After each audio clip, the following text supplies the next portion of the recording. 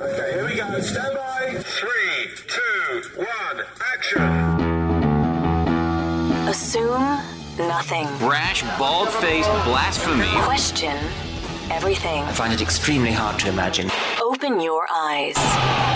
It is quite all right to be an atheist. The fastest growing group of people in the country has been measured as being those who have no belief or who are atheists. You don't have to be apologetic or quiet about it. Challenge the opposition. You see religion on 100 fronts losing the argument. And start thinking. This is the Thinking Atheist worldwide. I guess it's been about a month since I had the opportunity to do a podcast, and I feel the withdrawal from being able to connect weekly with everybody and be able to have that dose of sanity in my life. Had a major computer meltdown. The computer's been running for me nonstop pretty much for, 3 years. And it's been wonderful. I definitely put a production load on that sucker. You can see how many videos that have been produced, and it's always rendering and exporting, and it's always chewing on something. So, something was bound to eventually go out. Well, I have just sort of an outer knowledge of computers. I can use the software when it comes to dealing with the internal workings. That's well out of my sphere of knowledge, and so I'm always having to ask people more knowledgeable than myself. And, of course, many of those people do it so easily. Oh, yeah, well, you got to do this, you got to do this, you got to do this. And then I find myself just kind of, the drool is coming out of my mouth, and I'm like, just fix it. Just fix it, all right? Just fix it. I'm just one of those people, I'll pay you, just fix it. Well, the computer's under warranty, and I was on the phone, and I went through, those of you who have been through that first tier of technical support know the frustration that comes. These are the people who are trying to get rid of the easy fixes. They're trying to filter out the people who just forgot to plug in their computer. Sir, have you plugged in your computer? That kind of thing. Have you been using your CD-ROM tray as a beer coaster? They're trying to weed everybody out. And I get that, right? And they're all reading from the same script. And I've got enough knowledge to know that I've got a hardware problem. The computer is not sending a signal to the monitor at all. Nothing. The fan is blowing like a freaking DC-10. And there's obviously a real problem. So I'm calling Dell. And it's like, hello, thank you for calling Dell. How can I help you today? And I'm like, well, look, the computer's not sending it. It won't even boot. The monitor, no signal being sent to the monitor, and the blower's going crazy. And it's like, I'm very sorry to hear that you're having this problem, Mr. Anderson. No, Andrews. Thank you, Mr. Ingersoll. Can you please read to me the error message that you see on your computer screen? I say, there's no message on my computer. My screen is not receiving a signal from the computer. I'm very sorry to hear that, Mr. Ingersoll. If you would, please restart your computer. Yeah, I've already restarted my computer. Already done that. I'm very sorry to hear that, Mr. Ingersoll. Please turn off your computer. Unplug it from the power source, reseat your memory sticks, and restart. So I restart, and I'm unplugging the memory, and I'm doing this. Now, please, sir, if you will restart and read to me the error message on your computer. There's no error message on the computer. It's not receiving a signal. I'm very sorry to hear that, Mr. Ingersoll.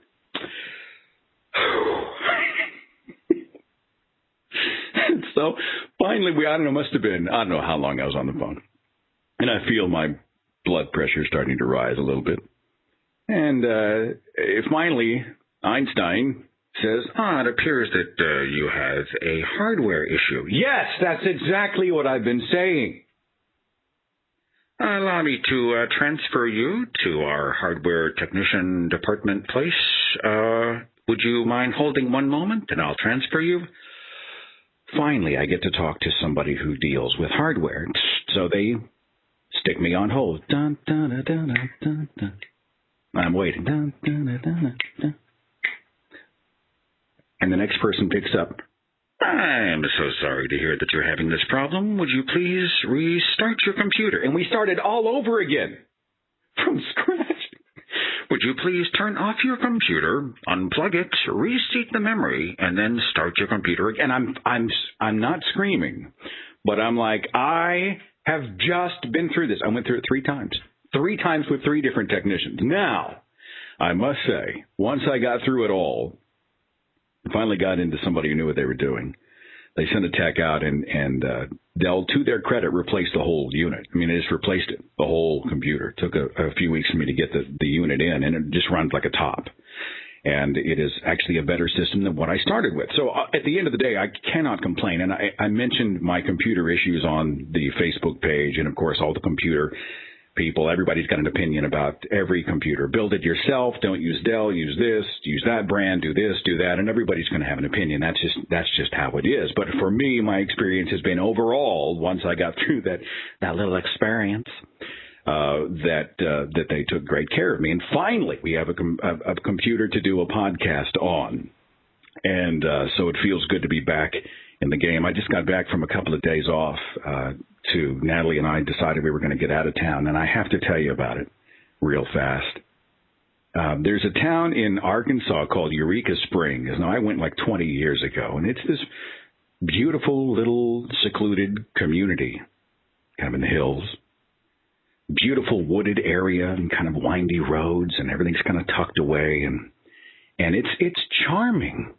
And I really wanted to unplug. And it's just been a crazy year so far. And both of us are burned out.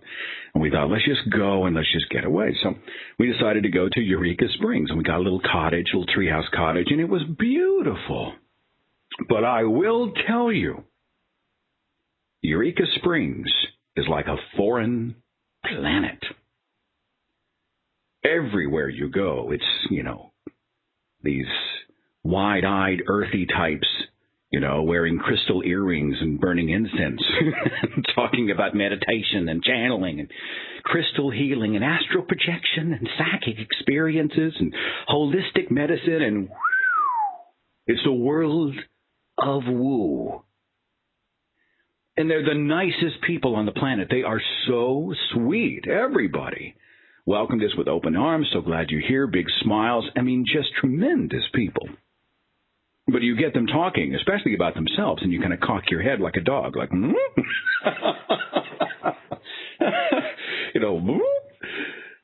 waitress we had for breakfast, we get her talking. She's talking about how her house was haunted.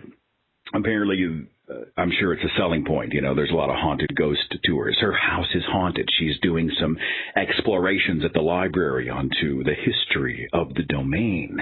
And she said, and I kid you not, one ghost, according to the medium that visited her place, was acting inappropriately.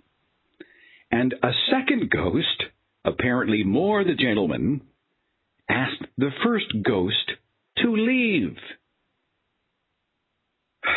The same waitress told us, hey, if you're looking for tourist attractions, you must drive up the street to see the bathhouse with the giant neon penis.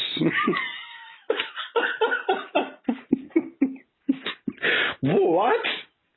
Oh, yeah, it's the sign out front. It's the giant penis. Mm-hmm. It lights up at night. I'm like, I bet it does. So we, well, of course I've got my camera ready. And we drive over there, and, oh, there it was, big as Dallas. That's the kind of town it is. But we did a lot of cool stuff, and went to the Onyx Cave and did a wine tasting. It's very frou-frou. You're sitting there with your wine, and that's very much not my scene, but it was interesting. Did the couples massage, and we went to this place called the Intrigue Theater. And it was, I don't know, it was something to do on a Thursday night. And it said, if you like The Illusionist, the film, The Illusionist, and you like The Prestige, which I love them both films, you will love this show. And it's supposedly this little illusionist. It's an illusionist and a medium, a person who can reach beyond the physical plane and speak to the spirits, the dead, or whoever. Well, look, I'm not going as a skeptic. I'm not going as the host of the Thinking Atheist. I was just going just for fun. You know, look, I've got a sense of humor. I enjoy this kind of stuff. Let's just go and see what happens. And, of course, Natalie's like, I give you 3 minutes before the eye rolling begins. I'm not going to roll my eyes. It's going to be fine. 3 minutes, she says. And the guy comes out, and he very much looks the part. And he begins with bending spoons. And, of course, I can't think of but help of Uri Geller, you know, the psychic spoon bender, the guy who was debunked by James Randi many times, you know. But he did some neat little tricks. Most of them, honestly, the audience today is sophisticated enough. They've seen a lot of this stuff before, but he had some clever stuff I couldn't figure out. And it was entertaining. And the medium was this tall, blonde woman. And she came out with that kind of Rita Rudner stare. You know, the eyes are real wide, and you can almost see the back of her head. And it's all in fun, right? I mean, even the host, even the illusionist and the medium said a couple of times from the stage, look, this is all for entertainment, right? I mean, they did it in a clever way, but it's all for fun. And, of course, they're making a few bucks. Good for them, right? And they had a door charge to go see the show, and then they sold items at their gift shop. And in the gift shop, they had these little amulet-looking things. I don't know if you can remember. It was a film that came out, I think, around 1980 called Dragon Slayer. And for those of you old enough, or those of you who are aficionados of that kind of film, will know that it was kind of an amulet, a little crystal-looking thing with some decor around it. And the way they pitched it was, if you need to have a question answered, a yes or no question, you first calibrate your amulet. I think that's what they called it. Did they call it an amulet or something else? I'm going to call it an amulet. And you hold it up, and you ask it a yes or no question, and if it twirls, I don't know, say clockwise, it's different, I guess, for different people. That's why it must be calibrated. It spins one direction, and then if you ask it a no question, it spins the opposite direction. And she said from the stage, she's like, we've had people use them to find car keys, and we've had people use them to find. They're looking for oil. I was like, you're looking for oil? I just picture these people walking across the plains with their little amulet out, just. So anyway, they have those, and they also sold voodoo dolls. $10. Well, honestly, I've always wanted one. I thought it'd be fun. And Natalie did too. So we picked one up at the end of the show. I got it right here. And it comes with instructions. And I must read this to you. Okay? It's got 7 pins in it of different colors. The instructions say this: voodoo is a powerful mystical practice that can bring reward to anyone who believes. Voodoo originated in Africa and flourishes in Brazil, Trinidad, Jamaica, Cuba, Haiti, New Orleans, and in private homes in every country of the world. Voodoo is not a religion. It is not magic. It is a fascinating curio that helps you connect with your desires. The symbolism of the 7 pin colors are as follows. Yellow is success. White is positive. Red is power. Purple, spirituality. Green is money. Blue is love. Black repels negative energy. How to use the voodoo doll. Take each pin and concentrate on the color symbolism. Meditate upon how you want things to manifest in your life. For example, with your yellow pin, focus on what success you desire. After you're very clear about this, stick the pin into the doll in the heart or stomach region. This area will support your heart's desire and your gut feelings or intuition. Use the doll fairly, and you will in no way break any karmic laws. Any other use, i.e. for the injury of others, is not recommended and may result in severe negative consequences of which you must accept full responsibility. If you no longer desire to own your voodoo doll, take the doll away from your home, dig a small grave, and place the doll within. burn the doll, then shovel the dirt back upon the doll's ashes. In this way, you release your spirit from the doll, burning, and contain the spirit of the doll, burying. And at the very bottom it says, warning not intended for children. So anyway, I have in my little hands here, I've got a voodoo doll, so y'all don't piss me off, or else I'm going to, you know what I'm saying? I got seven pens of different colors. Anyway, it was a cute little show. If you're ever in the area, the website is intriguetheater.com. And I don't know. I mean, it was a distraction. It was a great magic night. I mean, it was all right. But those of us who have seen a lot of magic type shows, illusionist type shows, and have followed the work of people like James Randi will probably not be impressed. The funniest part of the evening, and for me the most entertaining, was the guy sitting behind me. They brought out the little amulet. Someone in the chat room said pendulum. That might be what they called it. And, everybody on stage has tongue planted firmly in cheek. They know it's an act. They know it's a show. This is theater. All right? Everybody's in on it. And I appreciate that. The guy behind me starts talking during the intermission, and he said, Oh, yeah, I had one of those little pendulums. Oh, yeah. I had one. They work. Dead serious. They work. I remember a while back I got a new house, and I had to have a P.O. box. But it was really far away from my home, and I didn't want to have to drive all the way to go check my mail every day. So what I did was I spun my little pendulum, my amulet, and it told me whether or not I had mail that day, and it saved me so much time and gas traveling. Now, part of me's thinking this has got to be a joke. I turn around, look at the guy. The guy's dead serious. He is passionately telling the story to the people he's with. And that's scary. And there were some other people, just some real wispy and very impressionable, very suggestive people out there. It draws a huge circle around the desire to believe. The desire to believe and the power of suggestion. People walk in and they are ready. Hearts and minds wide open, so open that their brain falls out.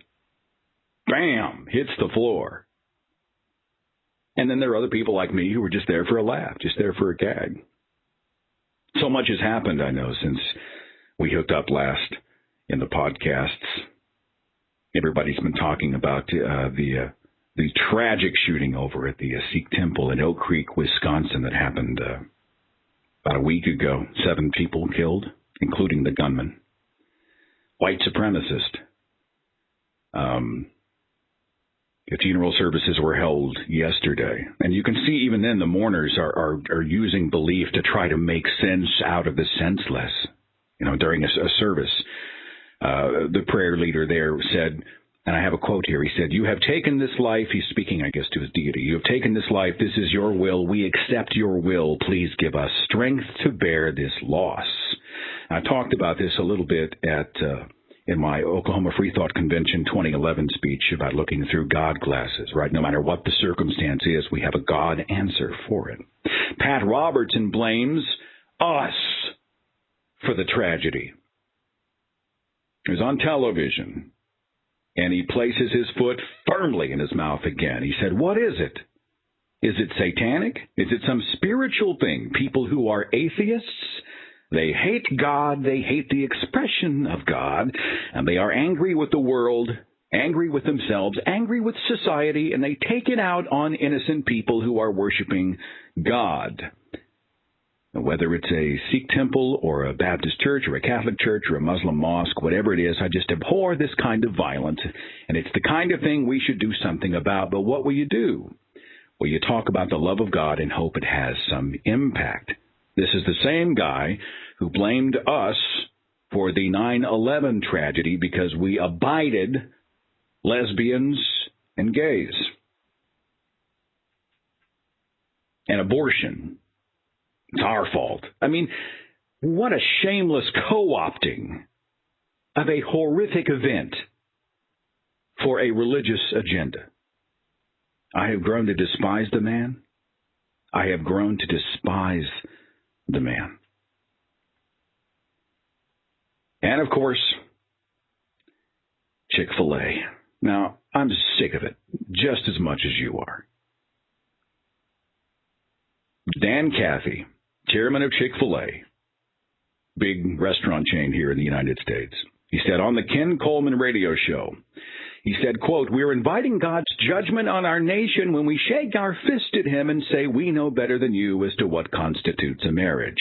And I pray God's mercy on our generation that has such a prideful, arrogant attitude that thinks we have the audacity to redefine what marriage is all about." Now, there was a huge backlash, right? The media picked up on him, and the media was having a field day, right? And everybody freaks out.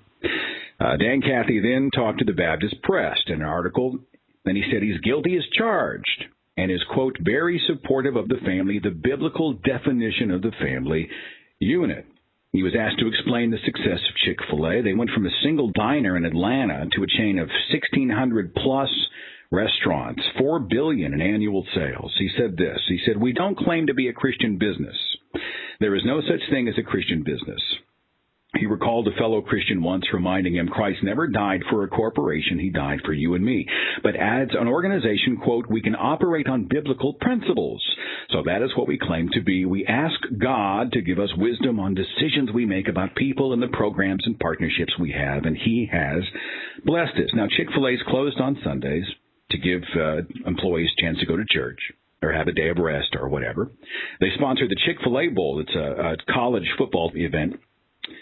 From the Southeastern and Atlantic Coast Conferences. They never play it on Sunday.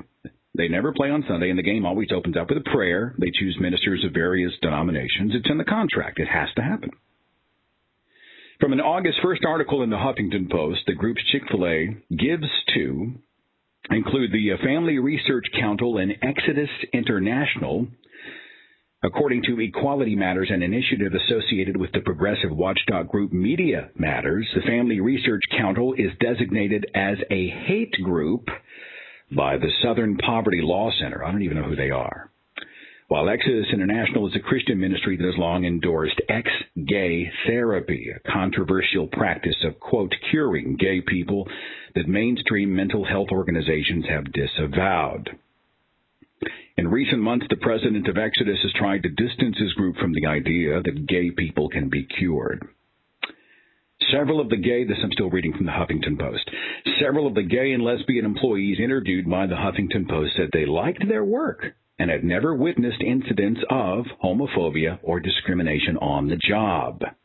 But Chick-fil-A restaurants are operated by independent owners, and employee experience can vary widely depending on the person running a particular chain. Now, everybody's shouting, right? Hate, hate, hate, sponsor hate, Chick-fil-A hate. You know, there's people painting graffiti on the stores. Everybody's shouting. Everybody's shouting. Everybody's shouting.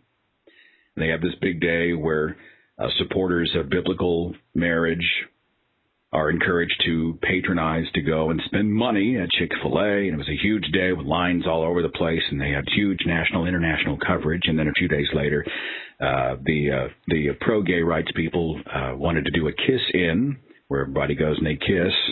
Homosexuals kiss, I guess, in the restaurant or on the restaurant property to counter what had happened a few days before. Everybody's screaming, hate, hate, hate, hate, hate. Days and days of it. And I finally weighed in with what I had hoped would be a measured, even perspective. And when I did, I drew the ire of a great many people who accused me of being too soft, stupid, or, my favorite, a secret agent for the Christians.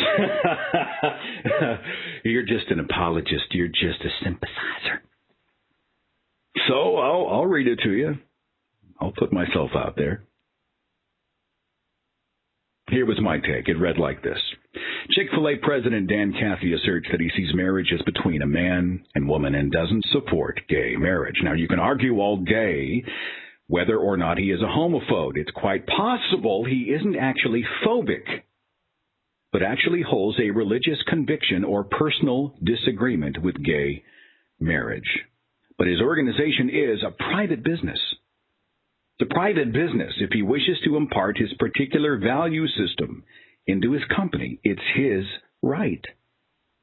It's the right of employees to choose whether or not to work there. And it's the right of customers to decide whether or not to purchase their products.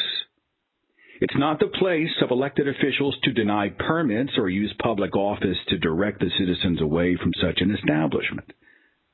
The Boston mayor wants them kicked out. Chicago wants to prevent construction of another restaurant. This is not how the marketplace works. The Jim Henson Company pulls its partnership with Chick-Fil-A. That's how it should work. Those of us who support gay rights and gay marriage state our public disagreement with Chick-fil-A and withdraw all business. That's how it should work. Companies that do support gay rights counter Chick-fil-A and give the marketplace an alternative. That's how it should work. But elected officials denying permits and excommunicating a business over the position of a private company that they disagree with, it sets a poor precedent. I say that Chick-fil-A, however misguided, has rights here, even if it's the right to be wrong.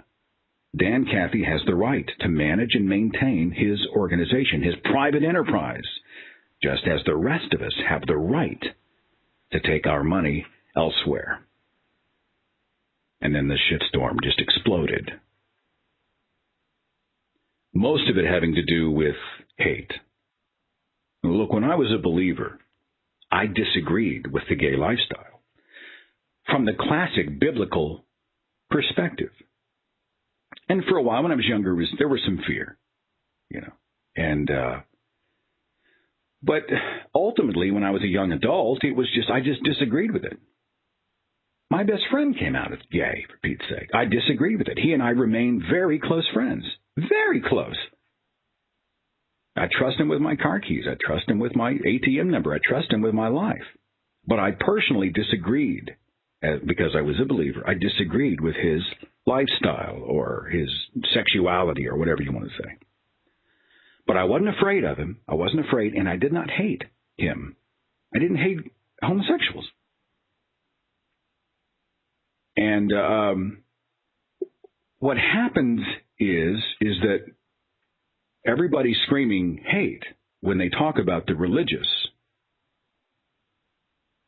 are painting them with a very, very large brush. You will find a lot of hate out there. You'll find a lot of phobia out there, a lot of it. Right now, I get people in my own family I can think of, and they are, I think, afraid. They would be afraid to think that someone in their family might turn out to be gay, or they might be afraid to let someone who is gay into their home. They're afraid that someone will influence someone they care about. But they don't hate gay people. I mean, it's such a broad thing to say about the religious culture, and I think it speaks to the ignorance that many in the skeptical community have about how the religious think. Issues that we face every day are so much more complex than the bumper sticker asides that we post on Facebook, aren't they?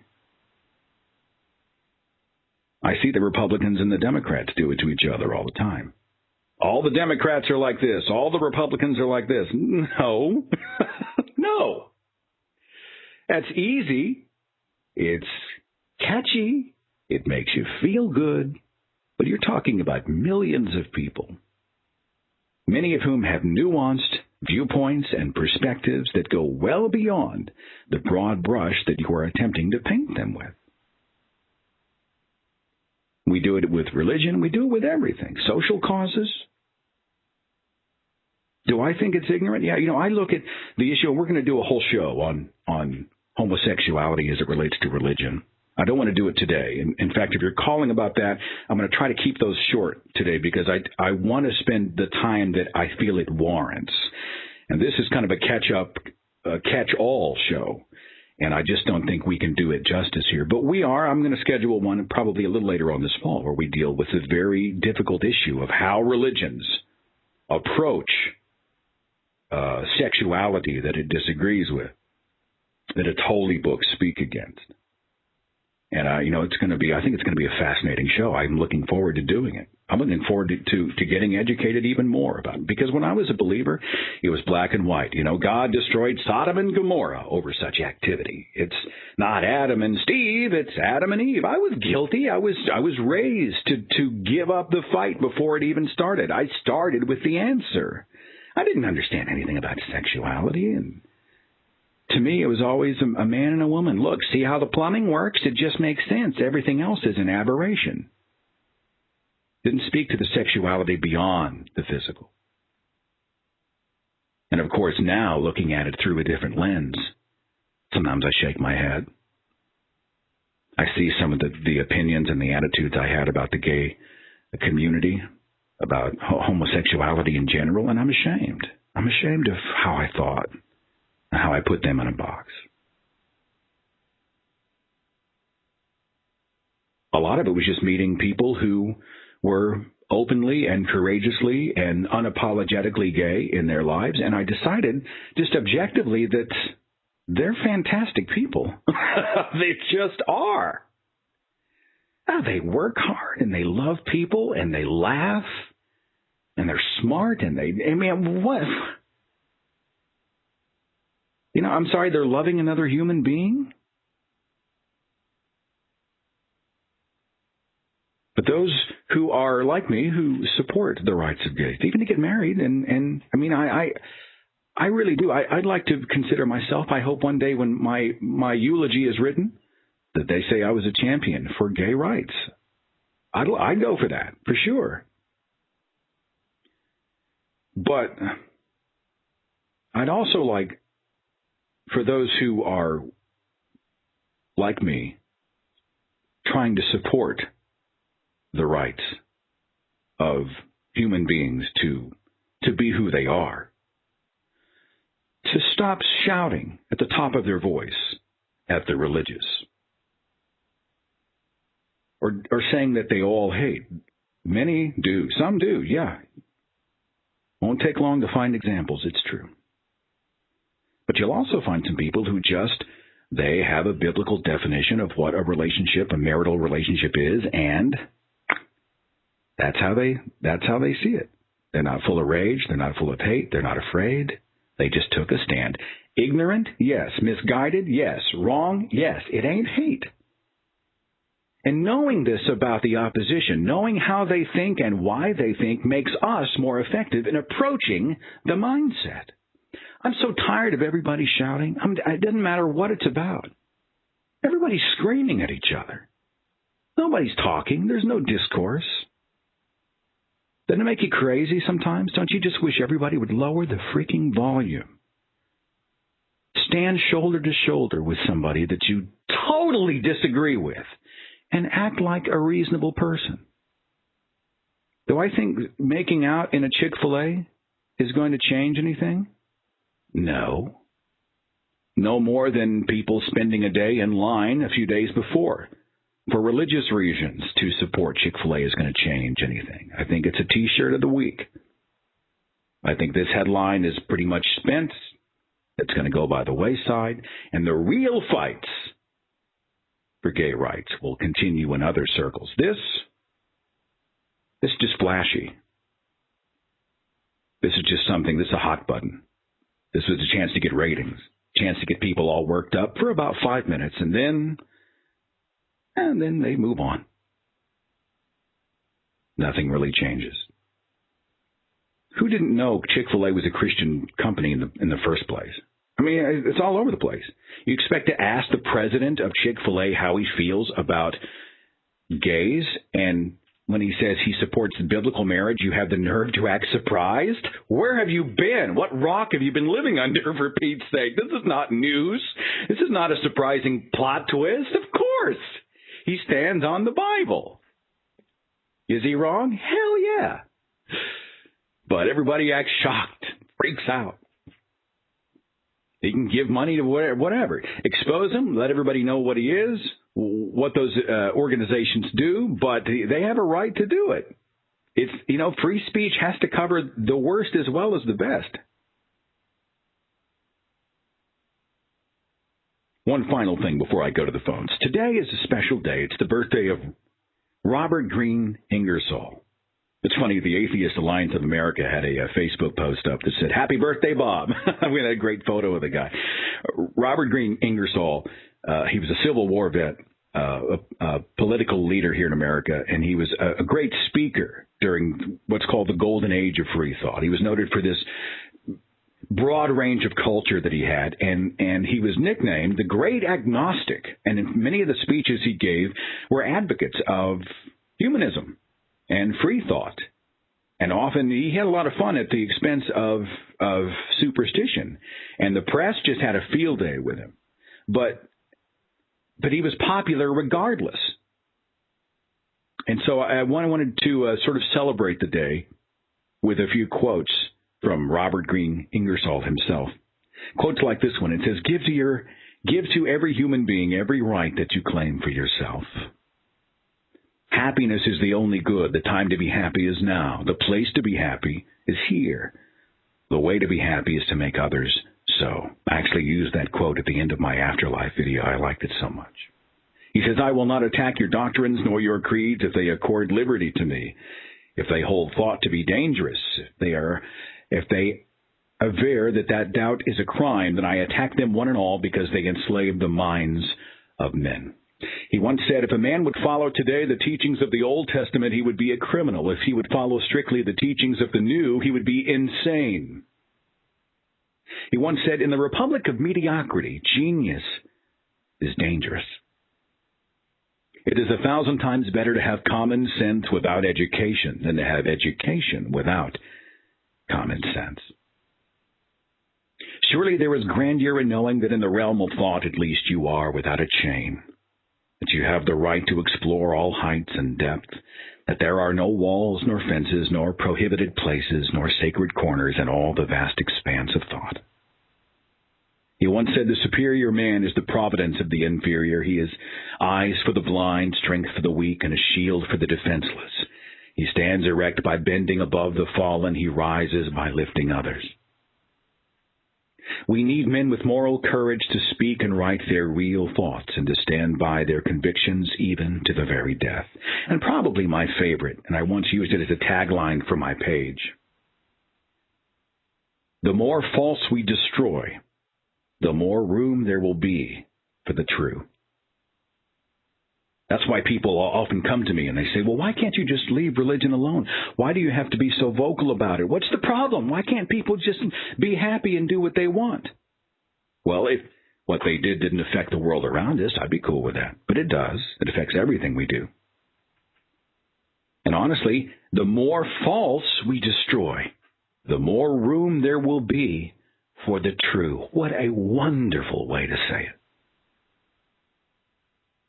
Clear out the detritus, clear out all the junk, clear out the misinformation, the lies, the false history, the woo. And that makes more room for the true. What's on your mind this morning during this special edition podcast? Let's find out. Take our first call, area code 850. You're on the Thinking Atheist radio podcast. Who's this? Hey, this is Andy from Pensacola. Glad you're calling, Andy. Glad to hear from you. What's going on?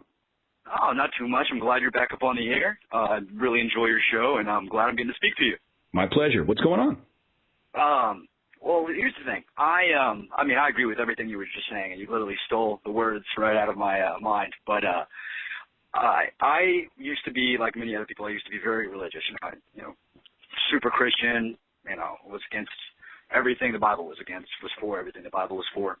And I slowly started to realize that it was all lies. It was full of contradictions. And then I started to, when I started to study astronomy, and study Carl Sagan's quotes, a great man he was, that's when I really fully realized that the beauty isn't in some sky wizard, but is in, the majesty of the universe, right? I think that the universe is, in a way, I hate to use the word God, but it is the ultimate giver and taker, the creator. And my family and a lot of my friends think, this is just awful. I finally told my parents, I was like, yeah, I'm not going to church. I don't believe in that stuff. freed my mind. And it's gotten to be pretty rocky. They think it's silly that, you know, when you're an atheist that you hate God, and they don't understand, you know. But yeah, it's just, I wanted to really thank you because, you know, a lot of your posts, a lot of your YouTube videos that you've done have really helped me out a lot in dealing with these situations. I'm a big advocate for gay rights as well. I think that, you know, if you love someone, you know, you're not hurting anybody, who cares? Like, if you love somebody, that should be your right as a human being to spend your life with them. I see nothing wrong with that. But a lot of people down here, like, see, I'm from the South, so a lot of people down here, you know, they have the signs that say you're all going to hell, and you try to talk to them, try to debate with them, and you might as well talk to a wall and have a better conversation. But, yeah, that's pretty much what's on my mind. It was an insult. Like if something you didn't like, you'd say, well, that's gay. That's gay. Exactly. I'm ashamed of that. I think about it, and I'm like, you know, I was ashamed of it. I mean, I remember I had a school teacher once who was talking about some pop culture icon. I can't even remember who. This was back in the early 80s. And he called him a faggot. And I think to myself back then, I was like, oh, well, you know, he's... And I think about it now, and I think I wish I had had the life experience and maturity to be able to stand up at that moment and say, you know, I won't. That's completely inappropriate. I will not abide that. You know, to take a stand of some kind. You look back and fantasize about all the things you wish you had done and said. I was just a kid, but that was, you know, that kind of stuff is everywhere, and it continues to be everywhere. And when I look at it now, I think I see it just like you do. Like, these are two consenting adults who want to be happy. You know? Exactly. What's the problem? What's the problem? You know? There's none. I mean, that's what's so silly to me. I mean, religion is holding back the human race from its ultimate potential. That's the way I see it. You know, we have such amazing potential to do so many great things, and especially with science. You know, I believe science is one of the greatest fields of study you can go into because it really shows you how everything works. You know, that's the ultimate basis of everything is in science. I mean, that's one thing I always bring up to my friends that are religious, and I ask them, you know, why don't you believe in a lot of the science, you know, about the universe? You know, a lot of people still somehow believe that the universe is 6,000 years old. You can just disprove that with the speed of light. You know, that to me is silly. But I'm saying, you know, I ask them, if you got your arm cut off, let's say you were in a terrible accident, where would you go? Would you go to the hospital? Oh, yeah, of course. You know, I want to go to the hospital. Well, why would you want to go to a hospital? Well, because they're doctors. Well, why? What do these doctors, what do you think they studied? Do you think they read the Bible to become medicine men? No, these men dedicated their lives to science so that they could save your life. So that's okay. You can believe in that kind of science. That's fine as long as it benefits you. You see, it's just... Well, what I normally hear, because I'll do this often, it's a huge pet peeve of mine, when someone goes and they spend $20,000 or pay huge insurance premiums to get medical treatment by trained professionals, and then they thank God for their healing. And I will, lately, especially, I'll find myself calling them out. Well, how about the doctors, the nurses, the support staff, the technicians, the scientists? And they'll say, well, who made the doctors? As if that is a winning argument. You know? God lacks all validity. Did you find that any of your other beliefs changed when you became a non-believer? Did you find yourself shifting on things like stem cells and abortion? And did anything else, or are you still struggling with that? Oh, no. Well, my view on abortion is, I mean, you know, that's such a hot subject. And my personal belief on that is, when it comes to a debate about that, I feel like as a man, I can't really tell a woman that's bad. I could never be put in that situation. I can't imagine the amount of pressure, the amount of stress that one would have to go through to make a decision like that. And just, you know, there's an abortion clinic a couple blocks from where I live. And, you know, every Thursday, there are these people that sit outside, you know, with these signs, you know, saying, you know, you're killing someone and that kind of stuff. Sure. And, you know, we actually, it just got attacked a couple months ago by, you know, some crazy Christian with a Molotov cocktail trying to burn it down. And I'm just sitting here thinking, this woman is about to make the hardest decision of her life. Who are you to sit there and judge them on it. You know, well, and that for me, is, you know, I struggle a little bit with being excluded from the conversation because I'm a guy. If you're talking about a potential human life, am I not allowed to have an opinion? At the same time, I also understand that I shouldn't. I mean, it's her body. But I get what you're saying, where they, you know, you see the bumper stickers. It's a child, not a choice. Abortion stops a beating heart, and whatnot. But I'll tell you, many on the pro-abortion side will.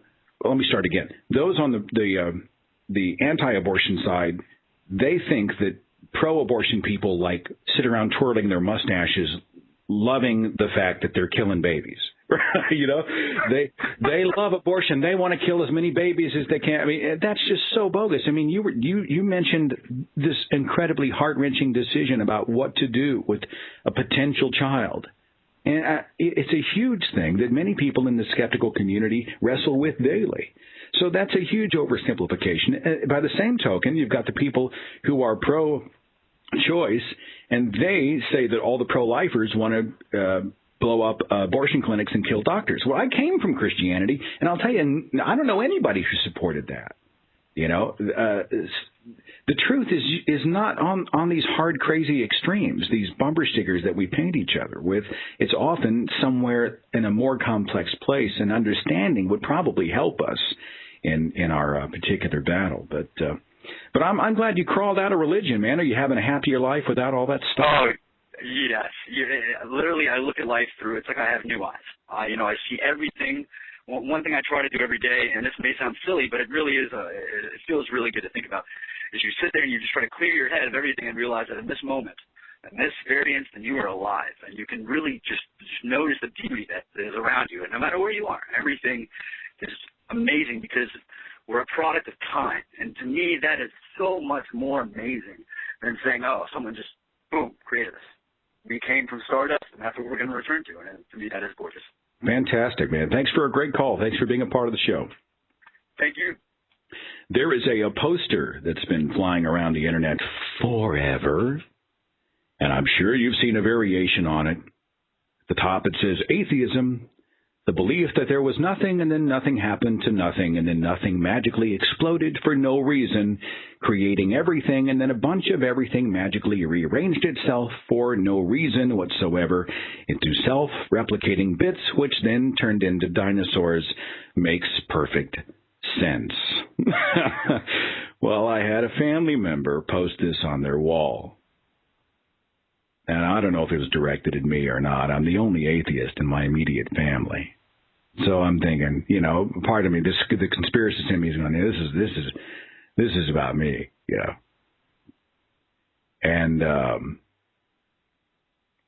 I had to respond. So I did, and I haven't heard back. It's been 5 days. I said, actually, there was a reason, a first cause for the singularity, an explosion of hydrogen and helium that occurred 13.7 billion years ago, measurable in a phenomenon known as the Hubble constant. And while science doesn't yet have the explanation for that instant, it refuses to accept the assertion written by anonymous, cattle-sacrificing Bronze Age primitives that a floating deity snapped his fingers and said, "Be." The arrangement of the cosmos isn't magically arranged, but rather a measurable result of an outward expanding universe operating in ways that simply obey the laws of physics. Atheists do not subscribe to the notion that there was no reason for the phenomena we see within and without. Of course, there are reasons, natural, physical, cause and effect reasons for how our amazing universe operates. And when science doesn't yet know an answer, it simply doesn't shrug and proclaim, "God did it," to fill the blanks. There's also a wonderful book by the theoretical physicist Lawrence Krauss called A Universe from Nothing that explains in detail the discovery and property of dark matter, and how indeed science is providing much better theories and answers regarding the cosmos than our superstitious ancestors would ever have imagined. But if we're going for gags, I'll toss one in. And I included my own poster. It said, "Christianity, The belief that some cosmic Jewish zombie can make you live forever if you symbolically eat his flesh and telepathically tell him that you accept him as your master so he can remove an evil force from your soul that is present in humanity because a rib woman was convinced by a talking snake to eat from a magical tree makes perfect sense. By the way, those are both on my Thinking Atheist Facebook page. Again, I haven't heard back. But, I mean, it has to be responded to. Not that I'm going to get baited into every time I'm challenged. You know, sometimes when you see the bumper sticker arguments thrown at you, you just walk away. You know they're just trying to set the hook and drag you in and waste your time. But in this occasion, I had the opportunity, and I had a few minutes, and I thought, no, this has to be countered.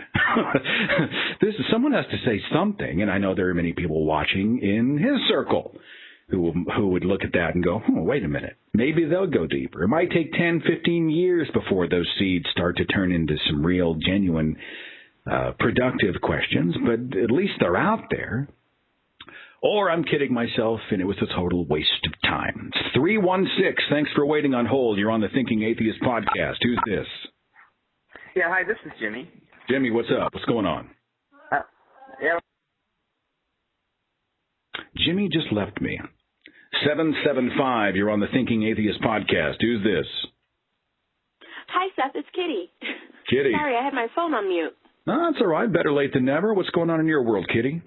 Not much. I was actually just picked up as you had started talking about the tech support, and I'm so sorry you had to go through such a thing.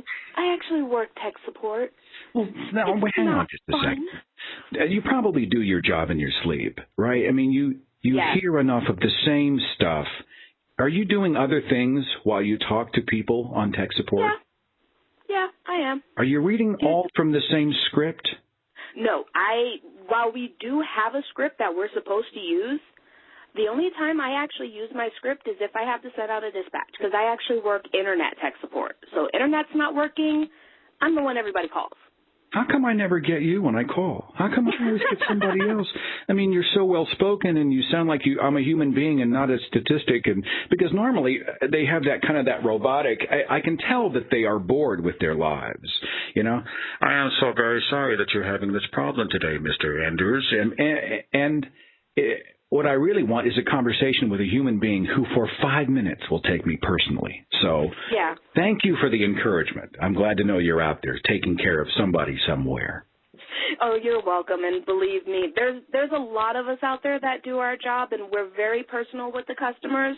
We're just few and far between because most people think, all you do is you sit on your ass and tell people how to, have you unplugged the computer? No, that's not all we do. Real fast before I get to the meat of your call, though, come on. You have to have had someone who called and their situation was so ridiculous that it became a story that you told at parties. I mean, have you ever had something where you thought, oh, my God? I will tell it to you. I've had two. Okay. The first one, I was trying to help a lady go through registration, and we got a can't display web page. Okay, hit the back button on your browser. What's the back button? Okay. The second one, his first words to me when I picked up this call, I got my first computer. I'm stepping out of the 19th century. No. It says Commodore 64 on it. I just don't know. It's probably like teaching your grandmother how to program the Blu-ray player. I mean, there's a dialogue, there's a language barrier, a technical barrier that's difficult to overcome. So there definitely is a language barrier that's difficult to overcome. I've started using happy, fun, simple words to describe things. Like press the flashing bright blue happy button. Well, it's gotten to a point where, okay, we've got modem and router. Your modem is the bus tunnel. The internet connection is your bus. I had somebody ask me, have you ever taught kindergarten? Well, I'm guessing you're a skeptic and an infidel along with the rest of us. What'd you have for the show today? Well, mostly mine was the whole Chick-Fil-A thing. It's you were saying how we don't have the right to, or I should back that up, how government doesn't have the right to tell Chick-fil-A, no, you can't build here. The problem with it is if you live in a small town, and I saw this a lot when Wes and I were living in Fallon, a guy would want to come in with a franchise for, say, Wendy's. Well, because so-and-so who has the Burger King, the Jack in the Box, and whatever other restaurant says, no, it's going to be bad for business, I'm sorry, you can't build here to the guy with the Wendy's. They do it all the time, especially in a small town. Do you think it's appropriate for Chick-Fil-A to be told that they are not welcome to build because of the religious views of its management? No, I don't think it's right for them to be told they can't build because of the religious views of their management. But at the same time, they also take that risk by management putting it out there, hey, we don't like gay marriage. We're going to deny, we're going to support these groups that want to deny your rights. And that's their choice. They have the right to do it. Wes sits there and says, well, you know what? Stay down south where that kind of behavior is accepted and encouraged. The rest of us don't really want that kind of stuff around us. And if you start getting people protesting the building of such a restaurant, then the government's out of, they've got to either do what's going to make them money or they're going to have to do what makes them money in the end. Because in the end, it's all about money. At the end of the day, those of us who decided at the very beginning of the discussion we were not going to go to Chick-fil-A. We're not going to go. I'm not going. And what's funny is I like their sandwiches. I don't even know why. It's a piece of chicken with like one little tiny piece of lettuce and a pickle on it. There's nothing on the sandwich. I don't know why I like the thing. I have no idea. That's what I find out a lot of things. Like, I like McDonald's. I love McDonald's cheeseburgers. Why? Yeah. I don't know. But I like McDonald's cheeseburger. Granted, I can make a cheeseburger at home for $5 cheaper. Yeah. But well, I myself think that, it's like when they talk about it. Like I think it's one good thing that has come out of this discussion is exposing that Chick-fil-A as an organization gives to quote unquote therapy groups trying to cure gay people of their homosexuality. That's something that I myself did not know about. Yeah, I had read another article that said the Exodus group that is trying to cure gays actually helped pass laws in some Middle Eastern country where gays are now killed on sight. I'd like to see the source on that. I have to find it because I saw it on Facebook. I forgot where it was. It was one of the other atheist type groups. I'll have to look it up for you. Stranger things have happened, but if you source that, either drop me an email at seth@thethinkingatheist.com because it's information I would certainly want to know. Yeah, I'll definitely drop that to you when I find it because I'm going to look for it in a few minutes here. But yeah, I read that and it's like I don't want my money going to support that. And I think the population, the public needs to be informed to make an informed decision. I don't think. Who's that? What did he say? That was Wes. He's such a shy man. He's just so quiet. You tell him to come out of his shell. Oh, he comes out of his shell all day long in the chat room. He's there now. Yeah. It's a great call. I appreciate you being a part of the show. It's good to be back, and thanks for everything. It's good to have you back. You've brought sanity back into my life. Set your bar a little higher there, would you? You take care of yourself, okay? We'll talk soon. You too. All right. Bye. 7:05. You're on the Thinking Atheist podcast. Who's this? This is Dave, Seth. Dave, what's going on? Oh, not too much. How are you? I'm well, thank you. What do you have for the show today? Well, I'm calling you from Northern Ontario in Canada, and it's always interesting to hear things from a perspective somewhat removed from the States, because, of course, many of the issues that come up are based in the States, but often have a universal, global, perspective or aspect to them. So are we like a fish tank to you? You're just looking through the glass, kind of tapping. Look, they're debating creationism in their public school system. Check this out, honey. I mean, you must raise an eyebrow occasionally from up north, huh? Well, some of the topics that come up, like for example, the constant conflict in some areas of the States between creationism and evolution, don't really seem to surface as much here. I mean, you get little inklings of it now and again, but as an overall debate, there's not really too much of a debate. So, but I mean, it's something that you're always conscious of, and it's something that you realize that you're always a hair's breadth away from it becoming an issue. So, if you become lackadaisical about it, it certainly could rear its head in no time at all. The environment up there, you've got a relatively heavy Catholic influence, do you not, especially in the school systems? Yeah, actually we do. I have a brother that teaches in the Catholic school system, and it's a bit unfortunate because in our family, I'm really the only declared atheist, and my mother and father were very, very devout Catholics, and it's not something that it's ever really been possible to have an open discussion about, just because passions and feelings run so strong, and the discussions get heated, and I've always been saddened by that. I wonder if I could just tell you about a little experience I've had over the last couple weeks. Yeah, please do. I apologize if I get a little misty about it.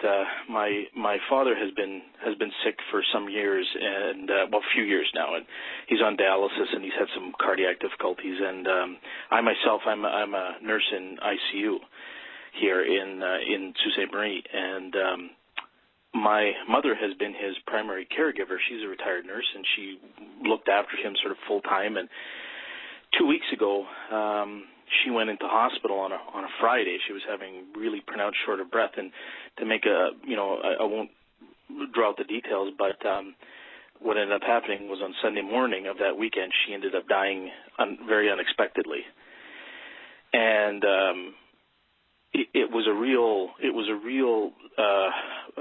something right out of left field for the entire family, and hit us all very hard because we were quite close to our mom and our dad, and it's been a bit of a struggle. I don't want to say struggle, but it's been more difficult at times than others, because you get constantly bombarded with the idea that you'll find comfort in religion, and one instance that happened to me during the wake, actually, which left an imprint on me, and it's sort of seared into my head. I had a close family member come up and sit down and was talking about how he was, going to Mass regularly and whatnot, and again, the Catholic influence, and essentially said to me, and I'm not sure if he was really conscious about my perspective or not, but said that essentially, you have to believe in God, because if you don't, what point is there in getting up in the morning? You might as well not even bother. And I just found that so like a double whammy in the midst of all of this grief, and trying, to really focus on the good times we had with my mom, because she was someone who loved to laugh and had a really bigger, larger than life personality, and was a wonderful individual. And it was just really extremely difficult in the midst of all that. It's almost condescending, isn't it? I mean, how can your life have any meaning without an afterlife, which we covered in the Afterlife video, which essentially asserts the opposite, because in these billions of years we have beaten the odds to exist on this rock, in this solar system, in this universe, that every second is even more precious, even more important, and should be maximized. I mean, I think the opposite. When people say to me, your life has no meaning, I'm like, actually, my life means more, because I don't have pie in the sky. I don't have Valhalla, Nirvana, heaven, paradise, whatever you want to call it. This is it. We got one shot, and I'm going to maximize every moment. And life is so incredibly precious. I'm going to make the very most of it. I couldn't agree with you more, Seth. I mean, I agree with you that it really heightens the importance of you to just maximize and squeeze every last bit you can get out of every second of life, and look to the joy that you can get out of it, as opposed to holding yourself off for that ultimate reward, which is yet to come. Do you find yourself struggling with the concepts that atheists often deal with when we come from a religious culture? They talk about when we're at a funeral or a memorial service, and they talk about us reuniting one day with those we've lost. It's a way to deal with our grief. Is it difficult for you to not have that as a crutch at this point, that this is it? I think it's a bit. Sometimes it's a little bit difficult, but only because I was raised Catholic and went to Catholic schools and was quite active in the practice of the Catholic faith up until about, say, 6 or 7 years ago, something on that order. And so I think it's more a product of my cultural, my familial conditioning, rather than missing that element. So yes and no, I guess. I think just from a cultural and a family perspective, more than a religious perspective. Are there any big challenges that you are facing in your particular communities up there? I mean, are you having the abortion debate? Do you have the homosexuality debate, gay marriage? I mean, is there something that is a hot button religiously, or does anyone really care? Well, actually, there are. I mean, abortion is always a debate that sort of rears its head. My father's was an active member of the Knights of Columbus, and I just read something. It might have been on a link posted through your Facebook about how the Knights of Columbus has been actively donating to the National Organization for Marriage, which has been called into questions for some of their divisive tactics and whatnot. But just recently, in the last, say, 6 months to a year, we had an issue here where there's a public space, a public park down on our waterfront, Bellevue Park, that a local group that essentially was headed up by a few Catholic figures in the community wanted to establish a grotto there as a meditative space, but it was going to have a big statue of Mary in it, and it was proposed that this was because the community that I live in, Sault Ste. Marie, was founded as a settlement that was dedicated to Mary by French explorers, and it was sort of promoted that way as a historical thing, but the obvious religious theme of it was a Catholic theme, although it was proposed as a contemplative space for all faiths, and there was quite a lot of opposition to the community in the community to that, because it was being proposed in a public park, and eventually it was stalled and not passed by council. But at first it didn't look like it was going to generate much controversy, which made it all the more of a concern to people like myself who didn't think this was right. So there's an issue that has come to the fore. It's funny how every culture, every region seems to have its particular fight. And then you hear from people from places like Australia, and they're like, "What the hell are y'all doing over there?" I don't know how many times I get an email, and this may or may not be the case. I don't know, but people down in Australia are like, "What's wrong with you people? We don't even have to worry about it down here." So, but I appreciate you listening and being a part of it. It means a lot to me that you called the show today. Anything else before I move on? Oh, just that my username in the chat room is Syndron1001, and I just sent you a little message before about picking your brain sometime about starting a podcast, because I've had the idea of some time to do something with a sort of a regional and a national focus. I know there's some other Canadian-based ones, but I think the work that people like yourself do is so worthwhile and such a breath of fresh air that I think more of it is even better. Well, I certainly don't have any great wisdom. I can simply give you my experiences. Drop me an email, Seth at thethinkingatheist.com, and we'll see if we can hook up for 5 minutes, okay? Thank you so much, Seth. All right, take care of yourself. You too. Been an exciting month in the headlines, too, with Curiosity, the Mars rover. Have you been following the story? I mean, it's just unbelievable. Just the story of this, the 7 minute, was it 7 minutes? What was it called? The Mars story. I'm going to have to look it up now real quick. Talking about these 7 critical minutes. Mars, Curiosity, 7 minutes. 7 minutes of terror. Thank you. It's a viral video that's awesome. And it talks about all of the things that must have to happen have had to happen for Curiosity to have a successful landing on Mars. And it's unbelievable. And it's a tribute to human perseverance and ingenuity. And to see that they're sending these amazing images back and what the possibilities are. I mean, we're exploring other worlds. And to see so many people by the millions who are clutching on to these archaic documents written by people they can't even identify. Talk about so much craziness.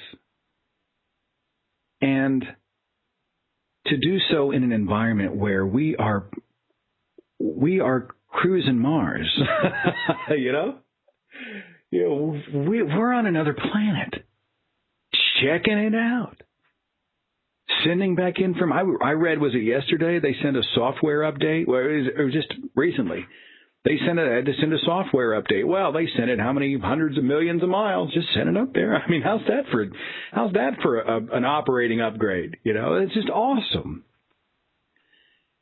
And to see all of the wonderful, when I was at my recent speech called Scrabble on the Space Station, it talks a little bit about how we live in a culture where you can pay your bills with one click. You can prevent pregnancy with one pill. You can see films in 3 dimensions. You can put little trackers in your pets so if they run away, they can be found with satellites orbiting the Earth. We have trains that float on the air on magnets. We have so much around us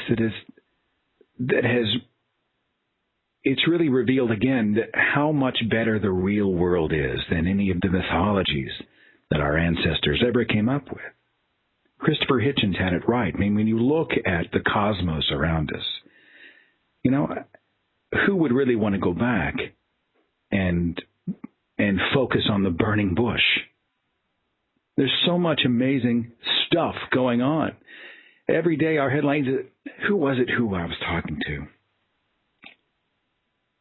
As I age, my memories, I'm turning into my parents, where you walk into a room and you go, why did I walk in this room? Just doing it all the time.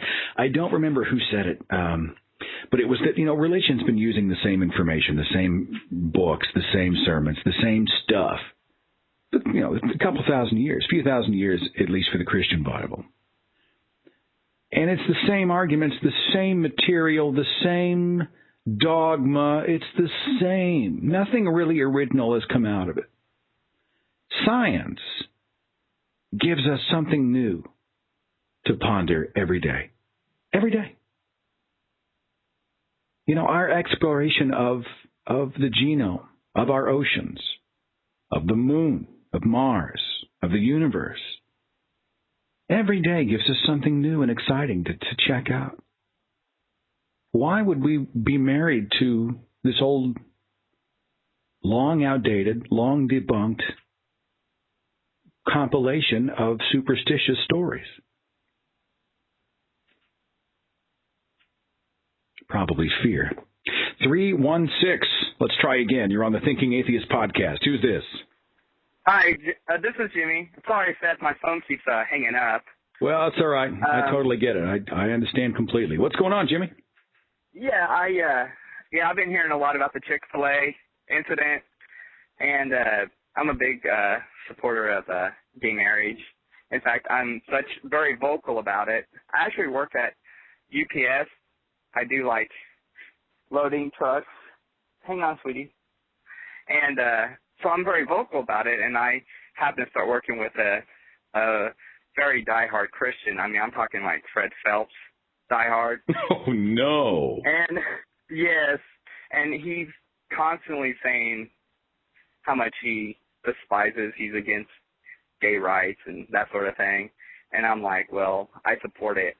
And next thing I know, I'm gay at work, going around that because I support gay marriage, that I myself am a homosexual, which I'm not. I'm married, got 2 kids, but it's kind of funny because I kind of play around, be like, tell you want to go get a drink after work, So his tactic is to essentially in your mind, he paints you with what he considers to be an insult.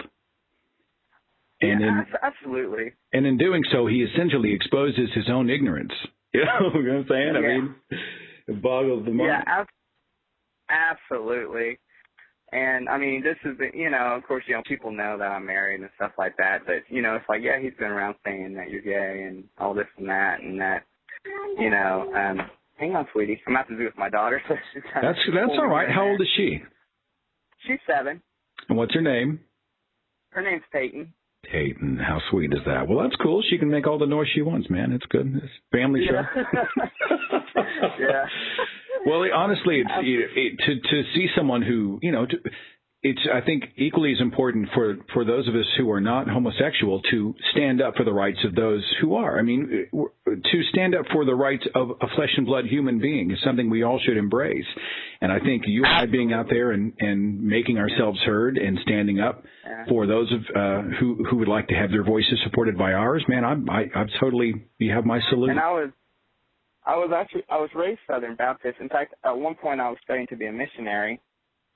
By the time I was 19, I read the Bible like 3 times over, and I just started questioning things, and then I started, going to my preacher, asking him about, explain this to me. I just don't really understand this.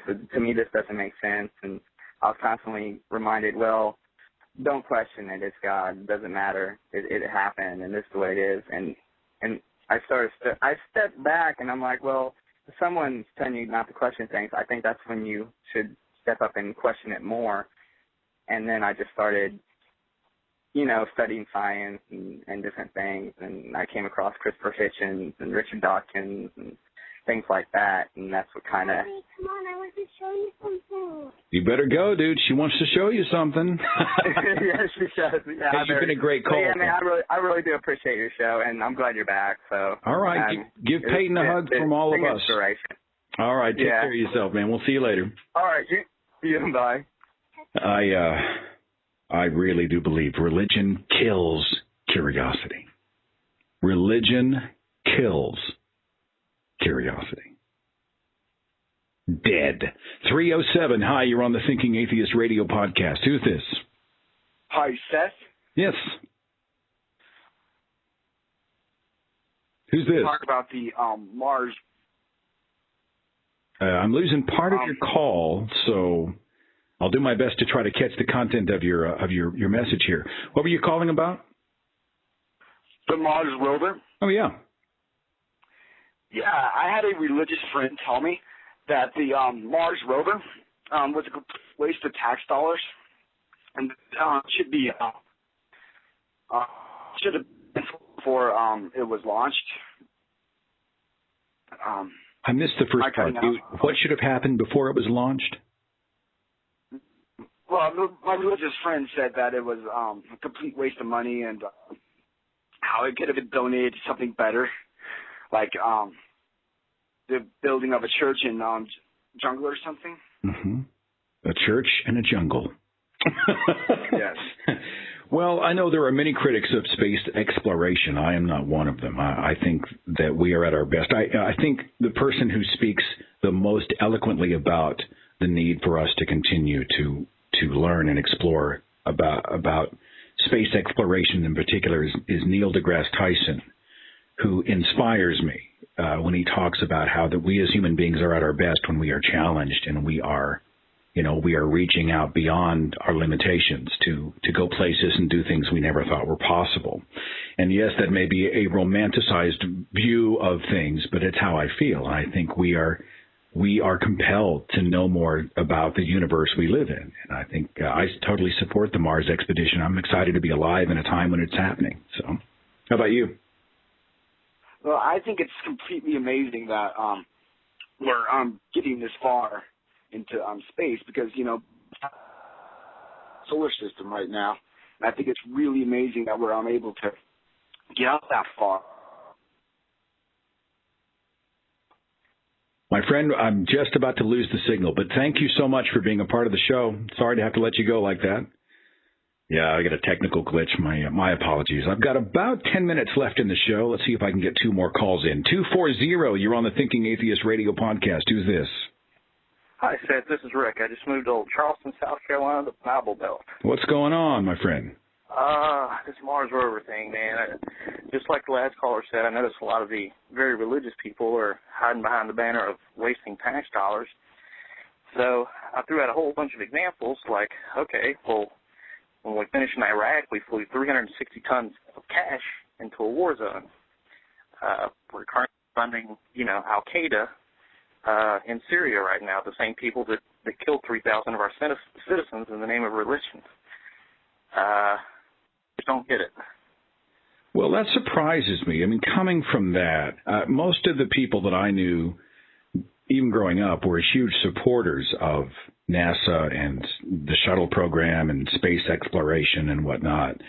I hear a lot from both sides. I mean, I hear from both sides of the argument, from people on the right and the left and everybody in between, that it's a waste of resources with so many people starving. And I understand where that's coming from.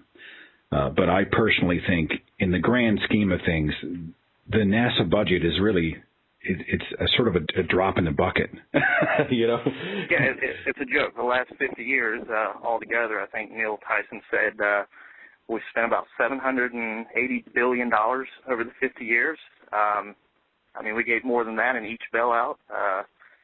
We give way more than that away, just giving away to foreign countries. I mean, it's sad. I told them, I said, seeking knowledge is probably the purest thing we could ever do as a species. They don't get it, so I try to turn it into, money and explain to them that NASA doesn't just create jobs. The results create industry, entire industries around it. And then I explained, an example, Dell. Dell has an R&D department. NASA's like our R&D department. If we stop investing into R&D, just as, as Dell did, they would go bankrupt in the long term. Sure, they'd stay afloat for a year or two, but their competition would destroy them. They don't. It's very frustrating. Well, part of me, I still lean toward I understand that many of the most amazing advances in technology have come from advancements made in space exploration, hell, even the military. I get that. But a lot of it, too, I think, speaks to the human condition. We should stay hungry. We should stay hungry for knowledge, hungry for information. We've got to keep ourselves out there. We've got to continue to find the edge of the envelope and then try to way to bust through, and that's how I feel. I think we are compelled. We are explorers, and we should be. And within reason, I think we should definitely keep our eyes to the skies. Thanks for the call. I very much appreciate it. Thanks, Seth. Bye. Take care of yourself. Last call, 447. Thanks for waiting. You're on the Thinking Atheist podcast. Who is this? Hello, Seth. It's Stefania from the UK. So glad to hear your voice, young lady. How are you? Hello. I'm not doing too bad. Yourself? I'm doing well. I've got about 7 minutes for you here. So what do you want to talk about? What I want to talk about is I'm having an operation in the next couple of weeks, and I'm kind of thinking along the lines of, a lot of people have said, we'll pray for you and hopefully, everything will be okay. But then I kind of turn around and think, why would you pray to a deity to heal me when if you think that he creates everything, he actually created what I'm suffering from? It seems a bit of a contradiction in terms that no one, when they say that they'll pray for me, actually recognises. Also, as well, just on a tangent, the whole Mars rover thing, that your last caller mentioned, his friend said it was a waste of taxpayers' money. Well, from what I gather, churches in America don't pay any tax whatsoever. What a great point. It doesn't matter in that respect, really, does it, to be fair? That is brilliant. It's been a big controversy, a big discussion lately as to whether or not churches should be taxed. I know Dave Silverman with the American Atheist says yes. And, of course, the detractors say that no, because if you tax them, now they'll want an even greater voice in our political systems and in government. And then Silverman and company say, but they already have a voice in political. You might as well tax them. And we may have to do a whole show on that. I'm sorry to hear that you're not in the best of health. You know, when I was a believer, if I had heard that you were going in and we had said we were going to pray for you, our mindset was that this was a perfect world and then man screwed it up. And it is the influence of Satan and the corruption of man that is the reason that we have sickness and the reason that we have all of these horrible things. So most believers, at least that I know, would not say that God created everything, therefore he created your affliction. They would say it's free will. Man sinned in the garden, and now we live in a screwed up world, and we have to do the best we can. Let's pray for his mercy. My thinking is different. My thinking is, if God wants you healed, why doesn't he snap his fingers and save you all the time and the hassle and the money and the heartache and the healing and all of that stuff? Why doesn't he just do it? Why is his master plan to put you under, anesthetic? I don't understand it. Yeah. I don't get it. Yeah. I mean, as you said, some religious people would say it was Satan, but then who ultimately created Satan? It was God. It all leads back to this deity. But then it kind of riles me a bit and grinds my gears as well, because even though, they probably have the best intentions, we'll pray for you, but then they're detracting from the fact that it's not God that's going to try and do something for me. It's actually the doctors and the nurses and everyone in that profession that's trying to do everything for me. And it's like the credit is completely misplaced. The faith, let's say, in who's actually going to help me is actually misplaced. And that really grinds my gears as well, using a well-known Family Guy quote there. I'm thinking about doing a show down the way just for people in the medical profession who have to hear this. I just don't know if I want to do a whole show on it. Will it drive people crazy? Will they facepalm themselves to death by the end of the show? But to hear the stories of physicians, and healers and nurses and therapists and scientists who every day give themselves heart and body and mind and everything else to the healing of another person, and then have to hear, praise Jesus! I don't know. I think it's a brilliant idea to do a show like that, to be fair, because then it's trying to highlight the fact that it's not actually God that's doing it. It's actually these people. I mean, you and I can turn around and say that it's not God, it's these people, but then to actually hear it from people themselves, what they day in and day out, may actually be a more powerful voice to listen to, because they're more relevant than anyone else in the world. They're the guys that are doing it in the first place. So it's not my do the show. I've listened to it. I mean, I listen to them every week, so it don't really matter, I suppose, to me. But I think it's a good idea to do a show like that. I think I will. I think I'll schedule something soon, and I'll let everybody know. Do me a favor, drop me an email or a line. I think you're on my Facebook page as well. So send me a message and let me know you're good. All right, here when all of this is kind of behind you and you're recovered, just give me an update. I just want to make sure you're good. Okay. I will. Well, I hope I'm going to be okay anyway, Seth. But thank you very much anyway for your show, and I'll certainly email you and keep you updated. Thanks for taking my call today. I want to be in that loop. Thanks a bunch. Take care of yourself. You too. Bye-bye. All right. I'm going to make sure and put that on the schedule. Speaking of upcoming shows, on Tuesday night, 6 o'clock U.S. Central, my special guest will be Nathan Phelps, son of Fred Phelps of Westboro Baptist Church. Nathan escaped.